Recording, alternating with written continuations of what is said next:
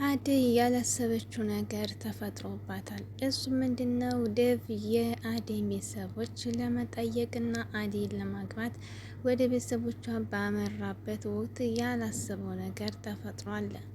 እንግዲህ የተፈጠረው ነገር በጣም ያሳዝናል። እንግዲህ የአደይ እህት በጣም የምትወዳትና የምሳሳላት ለእሷ ስትኖርላት የኖረችው እንግዲህ እህቷ ብርሃን የአደይን ባል ወይም ደግሞ ዴቭን ወድጀዋለሁ እያለች በጣም ስቃይ ውስጥ ናት። እንዲሁም አደይ ደውላ እህቴን አገናኝ ብላ እናቷን ታወራችት በኋላ ስልክ አውሪ ስትላት የአደይ እናት አላወራም አልፈልጋትም ብላ ስልኩን ዘጋችባት። እንግዲህ ብርሃን የአደይንና የዴቭን ግንኙነት ጠልታለች። ለምን ቢባል እንግዲህ እሷ ዴቭን ወደዋለች። ስልክም እየደወለኝ እና ቶሎ እያለች ስትለው እሱ ደግሞ እህቷን ስለወደደና እህቷ ስለሆነ ይህን ነገር ምንም መልስ ሊሰጣት አልቻለም። ብርሃን ግን እሱም ታላገኘው ህይወት የለኝም እያለኝ በዴቭ ፍቅር ክንፍ ብላለች። በጣም ያሳዝናል። ሁለተኛ ደግሞ እንግዲህ ቤዛ ከወንድሟ ጋር ሆና አሁንም ሰው መክፈፏና እንግዲህ ያንን በጣም የሚያስጠላ ጸባዋን እንዲሁም ሰረቃ የሚባለውን ነገር እንዲቀጥለች ናት።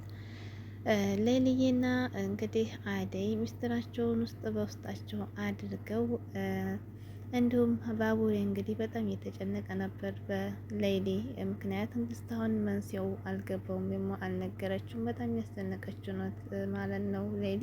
አሰላሙ አለይኩም ወራህመቱላሂ ወበረካቱህ። ውድና የተከበራችሁ ቤተሰቦቼ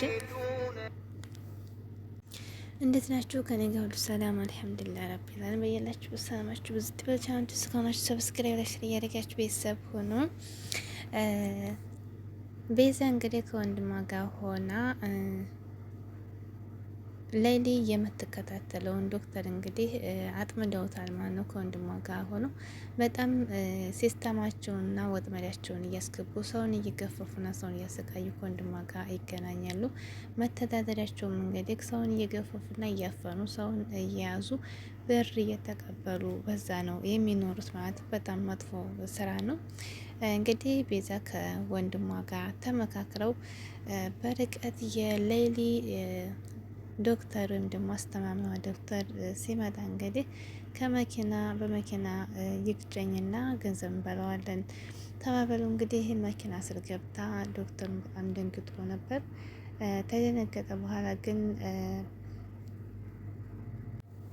ከደነገጠም በኋላ እንግዲህ በጣም ነበር ያዝነው። ምክንያቱም ቀጥታ መኪናው ስር ነበር ሄዳ የገባችበት ማለት ነው። እሷ ያወጥመዷ ነው ገጫ ብላ ገንዘብ ለመቀበል ነው። እሱ ደግሞ ምርድ መስሎት በጣም ተጨንቆ ነበር ማለት ነው ዶክተሩ።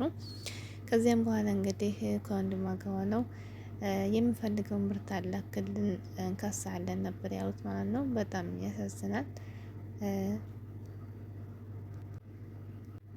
አደይና እንግዲህ ላይ እስካሁን ለባቡሬ ምስጢሩን አልነገሩትም። የምትመለስበትም ሐኪም ቤት እየተመለሰ መሆኑን አያውቅም ማለት ነው።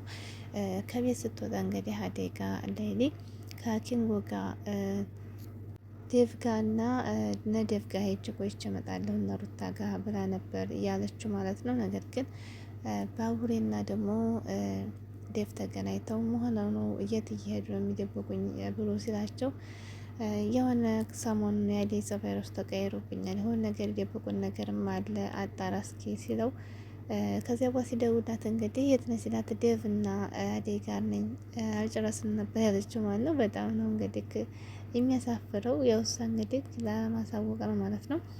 በጣም ተናደዋል እንግዲህ ባቡሬ በጣም ተናደዋል። ምክንያቱም ዴቭ አጠገቡ ነው እንግዲህ እሷ ደግሞ ካርታው ውሸት እያወራች ትገኛለች ማለት ነው። በጣም አስቸጋሪ ነገር ነው።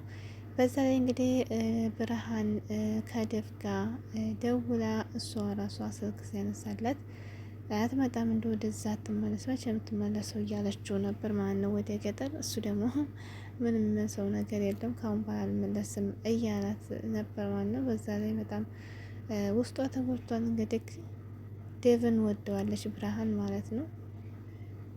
እና እኔን ለምንድን ነው የሚወደኝ? እኔ ወደዋለሁ በቃ ያለሱ መኖራችን እያለች ብቻዋን እያወራረች ስታለቅስ አለሊ መጥቶ እንግዲህ አስደነገጣት ማለት ነው። አለሊ ደግሞ ችግሩን ንገሪ ብላትም ልትነግረው አልቻለችም።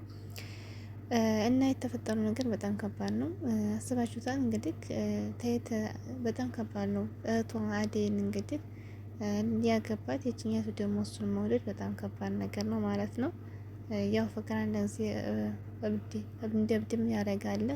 ስሜቷን እንግዲህ ነው እንጂ እየተከተለ ያለችው እህቷን ግን እንደሚወዳት በፊትም ብርሃን ታውቃለች። ማነው ዝጋ በፊትም ብርሃን ታውቃለች አዴን እንደሚፈልጋት ዴቭ ማለት ነው። ባይናገርም እሱ